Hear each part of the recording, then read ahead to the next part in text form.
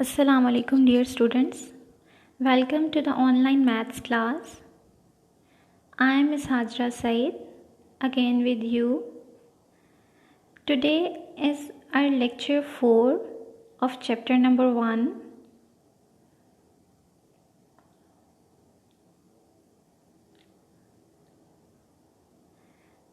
In our last lecture, we did question number 5, 6, 7, 8 and 9 of exercise 1.1.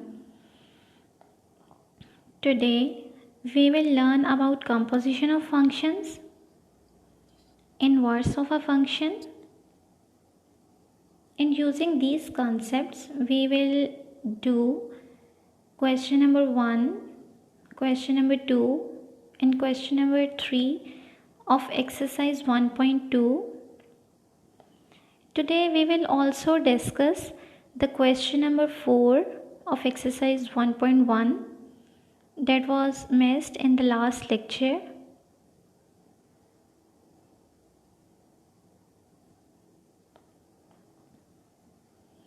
Let's start with composition of functions.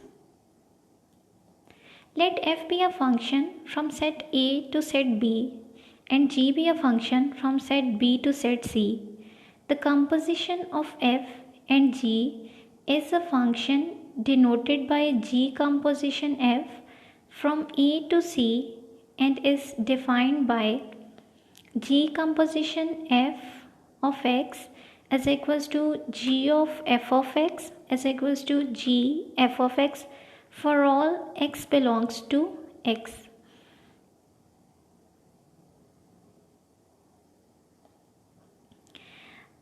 Let's discuss it with the figure. अगर आप figure में देखें तो हमारे पास 3 sets हैं, set A, B और set C. Here f is a function from set A to B and g is a function from set B to C. तो आप ये देखें कि हमारे पास एक कंपोजिट फंक्शन आया हुआ है g composition f. g of f of x is a function from set A to C. Here the variable is a, so we can say that g of f of a is a function from A to C. और उसको हमने define कैसे किया हुआ है? उसको हमने ऐसे डिफ़ाइन किया हुआ है कि g of f of x is equals to g of f of x, यानी पहले f अप्लाई हो रहा है, पहले हम f of x अप्लाई करेंगे, उसके बाद हम g अप्लाई करेंगे. यानी अगर हमें दोनों फंक्शंस डिफ़ाइन होंगे तो जो आपका बाद में लिखा जा रहा है, आपका लिखा जा रहा है g कंपोजिशन f, तो जो बाद में लिखा जा रहा है वो पहले अप्लाई होता है और जो पहले लिखा जा रहा है वो बाद में अप्लाई होगा. अगर आपके पास लिखा हुआ है g composition f of x तो इसका मतलब है f पहले अप्लाई होगा और g बाद में अप्लाई होगा. g composition f of x is equal to g of f of x for all x belongs to x. इसी बात को उसने वर्ड्स में भी लिखा है, a single composite function g f of x is equivalent to two successive functions f followed by g. यानी पहले f अप्लाई होगा और बाद में हमारा g अप्लाई होगा. इसको हम मज़ीद एग्जांपल्स करते हैं तो आपको अंडरस्टैंडिंग मज़ीद डेवलप होती है इसकी. Come to exercise 1.2, question number 1. Here is the statement. For the real valued functions f of x is equals to 2x plus 1 and g of x is equals to 3 over x minus 1. Find the following. देखिए यहाँ पे उसने हमें दो functions दे दिए हैं, एक f of x है और एक g of x है. उसने हमें कहा है कि आपने ये डिफरेंट चीज़ें जो हैं फाइंड आउट करनी है. First of all we have to find f composition g, then we have to find g composition f, then we have to find f composition f, and lastly we have to find g composition g. Let's see its procedure.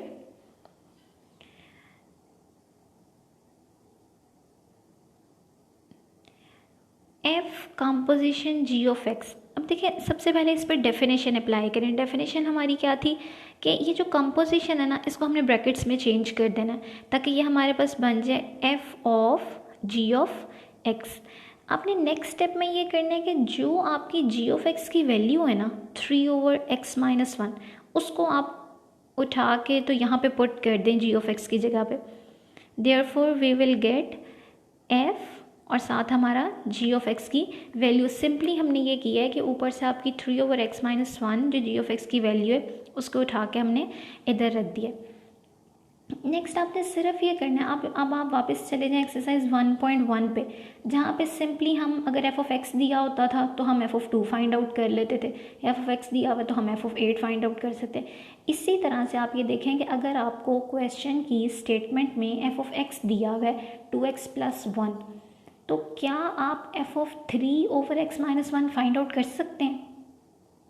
Yes, आप find out कर सकते हैं। Simply you will have to replace x by 3/x-1 in the given function f of x. आपने simply ये करना है कि जहाँ जहाँ आपके फंक्शन में x दिया हुआ है उसको हम 3/x-1 से रिप्लेस कर देंगे। नेक्स्ट 2 को 3 से मल्टीप्लाई करा दें, आपके पास आ जाएगा 6/x-1 + 1। Next, what can be the next step? In the next step we will be taking LCM ले लें और यहाँ से हम 6 - 1 करेंगे तो आपके पास आ जाएगा 5 + x/x-1। This is our result of F composition G। और यहाँ पे हमने देखा कि हमने ये देखा कि पहले हमने G अप्लाई किया था और बाद में हमने F अप्लाई किया। Next, in solution B, we are finding G composition F। Simply इसको चेंज कर लें, G of F of X। G आपका उसी तरह रहेगा, F ऑफ X की जगह हम उसकी वैल्यू पुट कर देंगे, दैट वॉज 2x+1। अब देखें आपने ये करना है कि जो आपका फंक्शन था G of X was 3/x-1, उसमें जहाँ जहाँ x है उसकी जगह आपने पुट कर देना है 2x+1। तो ये हमारा आ जाएगा 3/2x+1 - 1 +1 और -1 कैंसिल हो जाएंगे और आपके पास आ जाएगा 3/2x। This is a result of G composition F of X।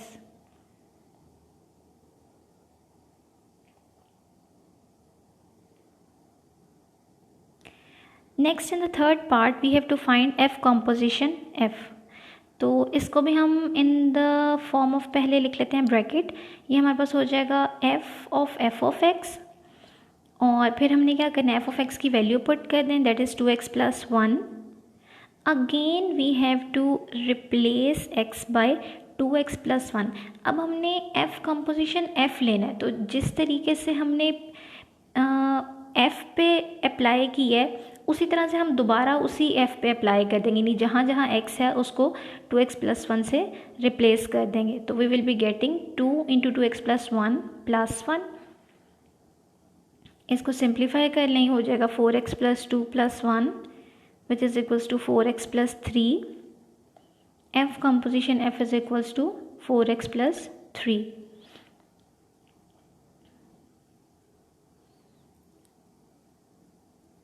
This is our answer of F composition F। Next we have to find G composition G। आगे हमने फाइंड आउट करना है G composition G। तो इसको हम लिख लेते हैं G composition G of X is equals to G of X। यहाँ पे G of X की वैल्यू डाल दें, G उसी तरह रहेगा और ब्रैकेट्स में हम G of X की वैल्यू डाल देंगे, दैट इज़ 3/x-1। अब वापस आपने G के ऊपर ही ये फंक्शन जो है वो अप्लाई करना है, यानी जहाँ जहाँ आपका x आ रहा है उसकी जगह हम पुट कर देंगे 3/x-1। 3/x-1 असल हमारा फंक्शन था जो G of X था, और जब हम उसमें x की जगह रिप्लेस करेंगे 3/x-1 से, तो ये हमारे पास हो जाएगा 3/x-1 - 1। here you can take the LCM of denominator, इसको सिंप्लीफाई कर लें, ये आ जाएगा 2, ये आपके पास हो जाएगा, यहाँ थोड़ी सी मिस्टेक हो गई है, ऊपर आपका +1 आएगा तो इनको ऐड करेंगे, हो जाएगा 4 - x ओवर x - 1। x - 1 हमारा ऊपर न्यूमरेटर में चला जाएगा 3 के साथ, 3 × x - 1 over 4 - x। This is our answer of G composition G।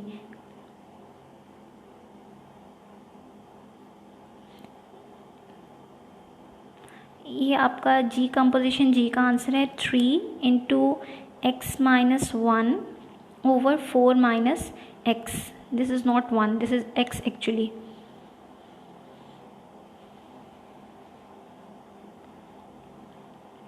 अच्छा, यहाँ पे हमने 4 पार्ट सॉल्व किए हैं। आपने पहले फाइंड आउट किया है F कंपोजिशन G, फिर हमने फाइंड आउट किया है G कंपोजिशन F। तो आप अगर दोनों को कंपेयर करें तो आपने देखा होगा कि F कंपोजिशन G और G कंपोजिशन F जो हैं वो दोनों बराबर नहीं आ रहे। तो in some particular case they may be equal, but in general G composition F is not equal to F composition G। G composition F और F कंपोजिशन G हमारे कभी भी इक्वल नहीं होते। Now you will have to do the remaining parts of this question by yourself. Also you will have to do the example 1 mentioned on page number 12 of your textbook.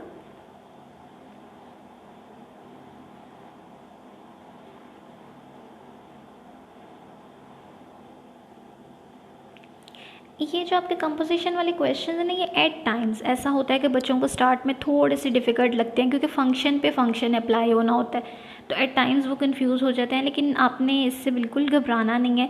आपने इनकी बहुत अच्छे से इसको एक दफ़ा देख के करें, फिर 2 दफ़ा देख के करें, फिर उसको ज़बानी करें। फिर भी अगर आपको कोई प्रॉब्लम है तो आप जो है वो मुझसे डिस्कस कर सकते हैं। You can inbox me. Our next concept is inverse of a function. Let x be a one-to-one function from a set x onto the set y. The inverse of f, denoted by f inverse x, is a function from y onto x and is defined by x is equals to f inverse y for all y belongs to y, if and only if y is equals to f of x for all x belongs to x. आप इसमें simply ये देख लेंगे, उसने हमें कहा है कि x और y जो है वो हमारे पास 2 सेट्स हैं, और हमारे पास f जो है वो फंक्शन है। f is a function from set x onto the set सेट y। आपकी डेफिनेशन में जहाँ से डेफिनेशन स्टार्ट हो रही है, let x be a one to one function, ही सॉरी ये है f, let f be a one to one function. तो अगर हमारे पास फंक्शन f है तो उसका इन्वर्स किससे डिनोट होगा? That will be denoted by f inverse x। और नेक्स्ट इसकी आपको अंडरस्टैंडिंग जो है वो हम यहाँ से देखते हैं कि हमें पता है कि हमेशा हम क्या लेते हैं, y is equals to f of x होता है। तो अगर हमें इन्वर्स चाहिए तो इन्वर्स में क्या होगा, x is equals to f inverse y, x is equals to f inverse y if and only if y is equals to f of x। यानी आप अपनी याद दहानी के लिए यूँ भी याद कर सकते हैं कि हमारे पास फंक्शन होता है y is equals to f of x, और f जो है वो दूसरी साइड पे जाएगा तो इन्वर्स हो जाएगा, तो हमें मिलेगा x is equals to f inverse y। और इसमें आपने ये भी बात अपने माइंड में रखनी है, इसको देखते हुए आपको क्वेश्चन नंबर 3 में फिर हेल्प होगी। आप देखेंगे फिगर में एक जो फंक्शन बना हुआ है उसमें जो यहाँ पे f की डोमेन है वो असल में क्या है, f हमारा वो फंक्शन है जो हमारा a से b की तरफ जा रहा है। अगर हम फर्स्ट सेट को कंसिडर करें कि that is set a and the second set is b, f is a function from set a to b and f is inverse is a function from set b to a. So the domain of f is actually the range of f inverse and range of f is actually the domain of f inverse। यानी जो आपके function की domain है वो उसके inverse की range होगी, और जो आपके फंक्शन की रेंज है वो असल में उसके इन्वर्स की क्या होगी, डोमेन होगी।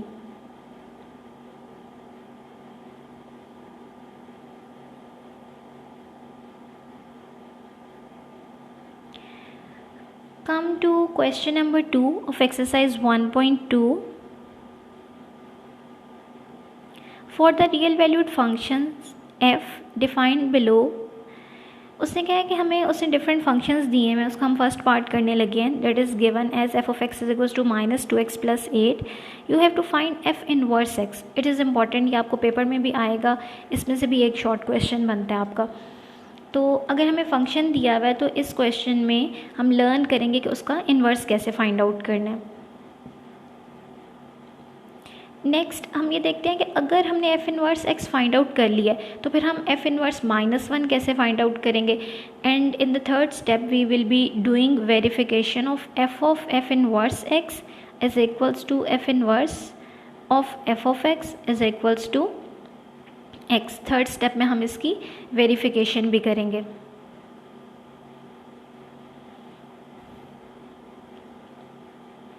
Given that f of x is equals to -2x + 8. अच्छा, हमने इन क्वेश्चंस को आपने हमेशा यहाँ से स्टार्ट करना है. Let f of x is equals to y, क्योंकि हमें पता है हम क्या लेते हैं, वाई इज इक्वल्स टू हमेशा हम लेते हैं f of x. Y is equals to f of x, या यूँ भी लिख सकते हैं f of x is equals to y. This implies x is equals to f inverse y. ये असल में क्या है, ये असल में आपकी इनवर्स फंक्शन की डेफिनेशन है जो अभी हमने रीड की है. We have learned this in the last slide. It is basically the definition of inverse of function. If f of x is equals to y, this implies x is equals to f inverse y. Then आप ये देखें कि F of x जो है वो असल में किसके इक्वल है, वाई के इक्वल. तो इसका मतलब है जो गिवन क्वेश्चन था जहाँ पे दिया था given f of x is equal to -2x + 8, उसकी जगह मैंने क्या किया है, उसमें मैंने एफ ऑफ एक्स की जगह पे रख दिया है वाई. मैंने वहाँ पे वाई रख दिया तो मेरे पास आ गया y is equal to -2x + 8. Next काम हम ये करेंगे कि हमने यहाँ से x को सेपरेट करना है. अगर हम x को सेपरेट करना चाहें तो क्या करेंगे, 8 आपका इधर आके माइनस हो जाएगा, -2x रह जाएगा हमारा एक साइड पे. और फिर हमने अगर x को सेपरेट करना है तो -2 जो है वो हमारा कॉमन ले लें पहले, अगर आपने इजी करना है तो कॉमन ले लें. और नेक्स्ट स्टेप में हमारा 2 जो है वो यहाँ के डिवाइड हो जाएगा. We will be getting x is equals to 8 - y/2. और अब दोनों इक्वेशंस को कंपेयर करें ज़रा, इक्वेशन 1 को और इक्वेशन 2 को. आप देख सकते हैं इक्वेशन 1 किसके इक्वल थी, x is equals to f inverse y. Equation 2 is equals to x is equals to 8 - y/2. यानी the left hand side of both equations is equal to x. इसका मतलब है अगर लेफ्ट हैंड साइड्स इक्वल हैं तो फिर right hand sides भी equal होंगी. तो उनको हम कंपेयर कर देते हैं. Comparing equation 1 and 2.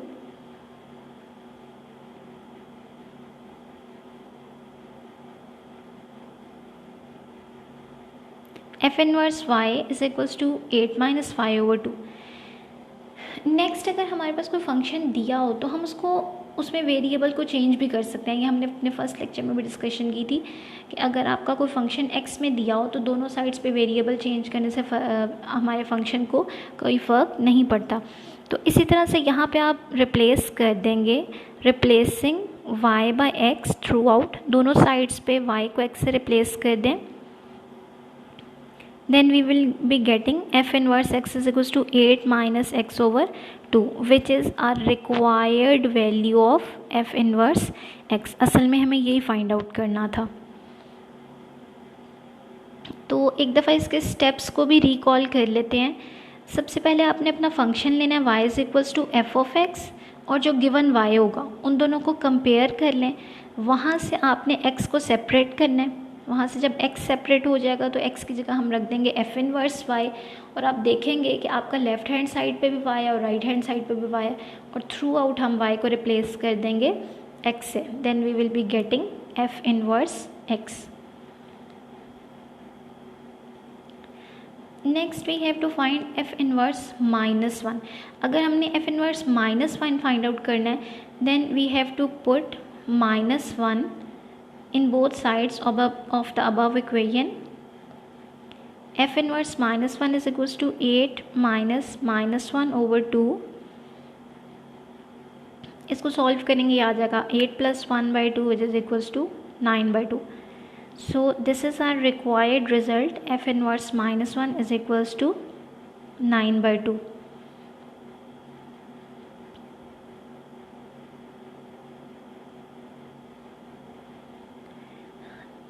In the third step, we have to verify the given result.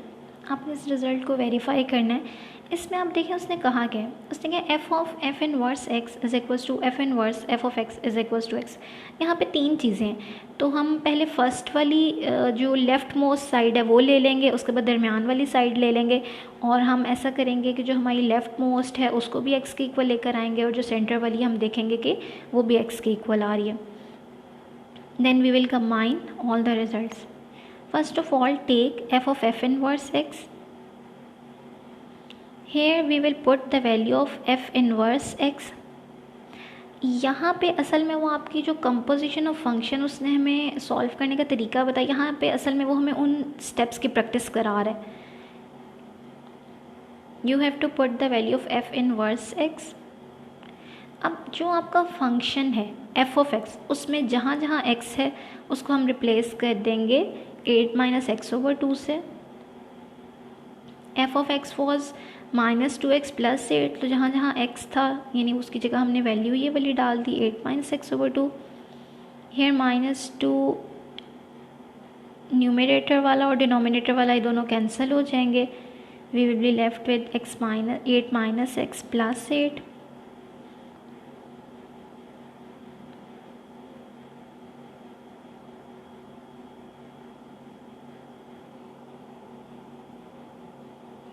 There is a sign mistake. पहले आपका आएगा -8 और नेक्स्ट होगा +x.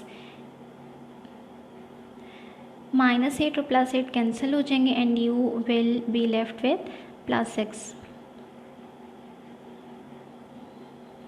ये यहाँ पे इसकी करेक्शन कर लीजिएगा. There is a sign mistake. So here we have f of f inverse x is equals to x. Name this equation as equation A. Next take f inverse f of x. Put the value of f of x. f inverse f of x की जगह put कर देंगे -2x + 8. Now f inverse will be applied.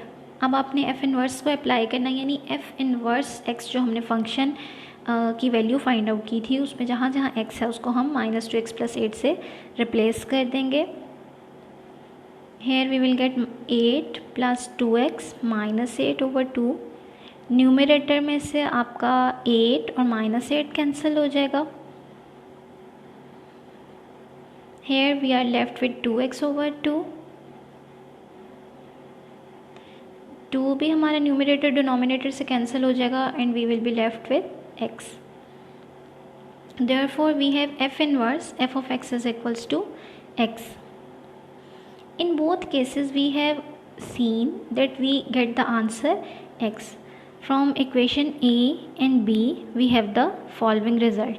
f of f inverse x is equals to f inverse f of x which is equals to x.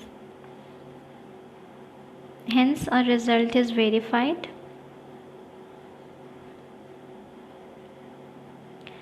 Now you will have to do the remaining parts of this question.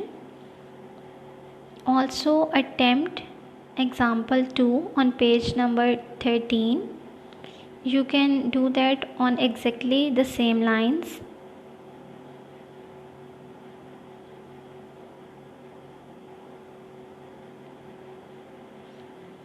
इस exercise के जो आपके main 2 important questions हैं ना वो यही हैं. Question number 1 और question number 2.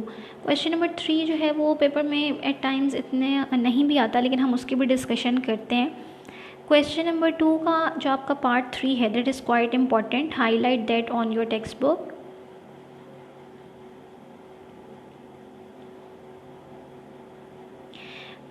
Next we are going to discuss the domains of a function, domains and ranges of functions.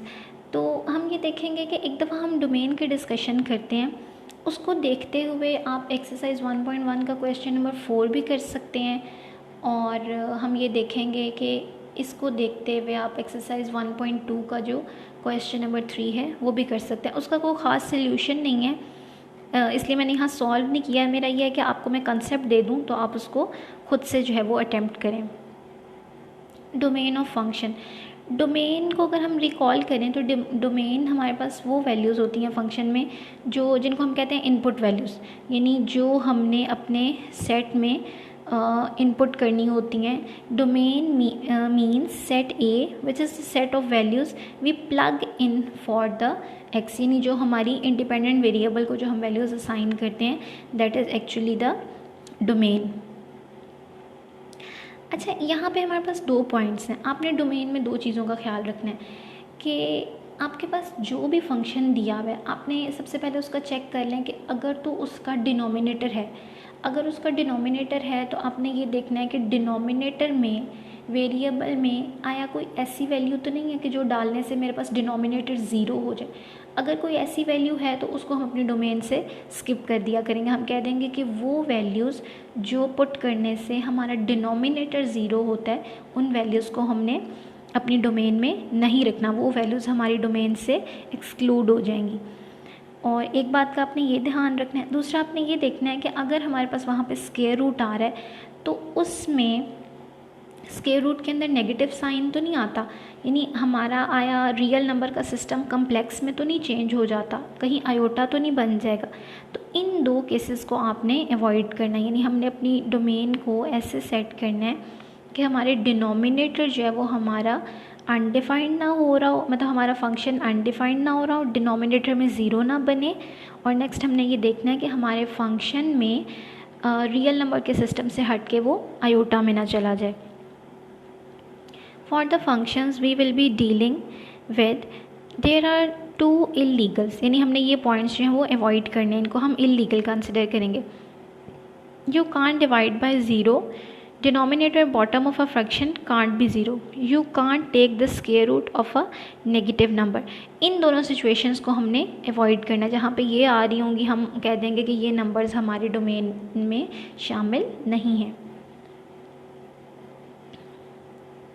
For example हम कंसिडर कर लेते हैं कि हमने फाइंड आउट करनी है domain of the function f of x is equals to 2x minus 1। तो it is a very simple function. इसमें तो ना डिनोमिनेटर तो है ही नहीं, इसमें तो डिनोमिनेटर 1 है, डिनोमिनेटर में वेरिएबल वाली तो सिचुएशन ही नहीं आ रही और इसमें स्क्वायर रूट भी नहीं आ रहा। तो इसमें हम ये देखेंगे कि it is we can substitute all the values of real numbers in place of the variable, यानी इसकी डोमेन में क्या होगा, we can put all the real numbers x।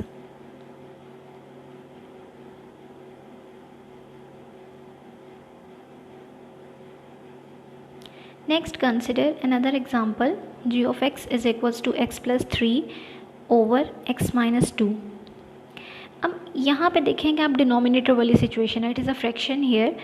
Denominator में आप ऐसी क्या वैल्यू x की जगह रख सकते हैं कि हमारा डिनोमिनेटर ज़ीरो हो जाए। Yes, it is the only value that is 2, यानी सिर्फ एक 2 हमारे पास ऐसी वैल्यू है कि अगर वो हम x को 2 से रिप्लेस करते हैं तो हमारे पास आंसर क्या हो जाएगा 5/0, और सिचुएशन जो है वो हमारे पास अनडिफाइंड हो जाएगी, इलीगल सिचुएशन क्रिएट हो जाएगी। तो हम कह सकते हैं कि इसकी डोमेन में हम रियल नंबर्स में से कोई भी जो डिजिट है वो यहाँ पे पुट कर सकते हैं, कोई भी नंबर हम x की जगह पुट कर सकते हैं except 2। So its domain is the set of all real numbers such that x is not equals to 2।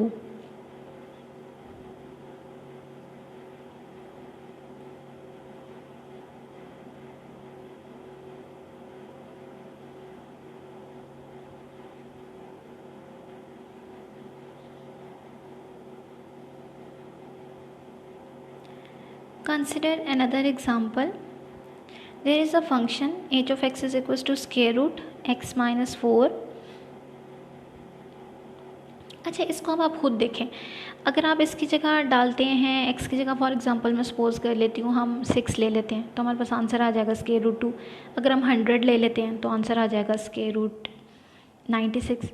अगर हम इसकी जगह पुट कर देते हैं 44 तो आंसर आ जाएगा √40। अगर हम इसकी जगह पुट कर देते हैं 4 तो आंसर आ जाएगा हमारे पास 0। अगर हम इसकी जगह पुट कर देते हैं 3 तब क्या होगा? तब हमारे पास आंसर होगा -1। अगर हम पुट करते हैं 2 तब हमारे पास आंसर हो जाएगा -2। अगर हम पुट करते हैं इसकी जगह पे 1 तो हमारे पास आंसर आ जाएगा -3। यानी हमने ये देखा है कि इसकी जगह हम जो मर्ज़ी पुट कर सकते हैं, लेकिन जब मैं 4 से छोटे नंबर पुट करती हूँ तो मेरे पास क्या होता है? आंसर नेगेटिव आने शुरू हो जाते हैं। यानी हम रियल नंबर से हट के कहाँ पे चले जाएंगे? कम्प्लेक्स नंबर के सिस्टम में चले जाएंगे, आयोटा वाले केस में चले जाएंगे। तो इसका मतलब है कि यहाँ पे जब हम 4 से छोटी वैल्यूज़ डालते हैं तो हमारे पास सिचुएशन जो है वो इलीगल वाली क्रिएट हो जाती है। तो हमने ये कहना है कि हम यहाँ पे जो मर्ज़ी वैल्यू डाल लें, but that must be greater than 4। It can be equal to 4 और that must be greater than 4। या तो वो 4 हो, क्योंकि 4 - 4 करेंगे तो आंसर 0 आ जाएगा, मतलब आयोटा में तो नहीं गया ना, रियल नंबर ही रहेगा।